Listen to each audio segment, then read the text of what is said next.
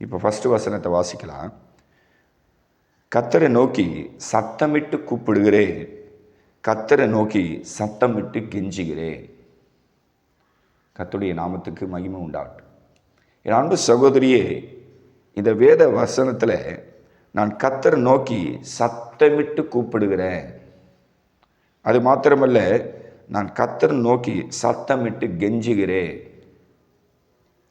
தாவீது பாருங்க, ஒரு கெபியில் சத்தமிட்டு கர்த்தரை நோக்கி கூப்பிட்றாரு, சத்தமிட்டு அப்படியே கெஞ்சுறாரு. அதாவது ஒரு கெஞ்சுதல் ஜெபம் யாருக்கிட்ட இருக்குது பார்த்தீங்கன்னா, தாவீதுகிட்ட இந்த கெஞ்சுதல் ஜெபத்தை நீங்கள் பார்க்கலாம். உங்களுக்கு ஒரு பையன் இருக்கிறான்னு வச்சுக்கலாம். அவன் ஆசைப்பட்டு ஒரு பொருளை கேட்குறான்.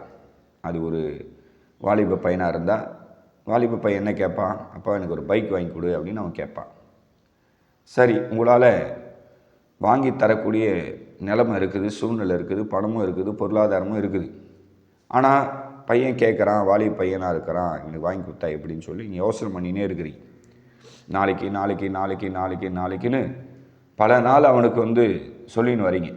இப்படியே மாதங்கள் உருண்டு ஓடுது. கடைசியில் அந்த பையன் அப்பா கிட்ட கேட்டு கேட்டு பார்த்துட்டு முடிவில் கெஞ்ச ஆரம்பிச்சிட்டான். என்ன பண்ண ஆரம்பிச்சிட்டான்? கெஞ்ச ஆரம்பிச்சிட்டான்.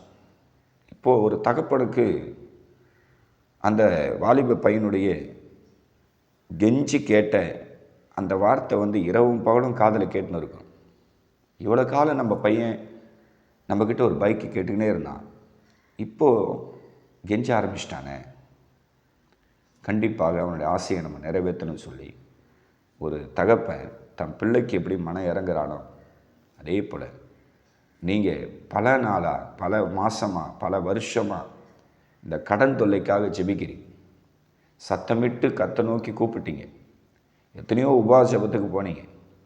எத்தனையோ பெரிய பெரிய ஊழியக்காரர்களை தேடி கடன் தொல்லை மாறும், கடன் பிரச்சனை மாறும்னு சொல்லி நீங்கள் போனீங்க.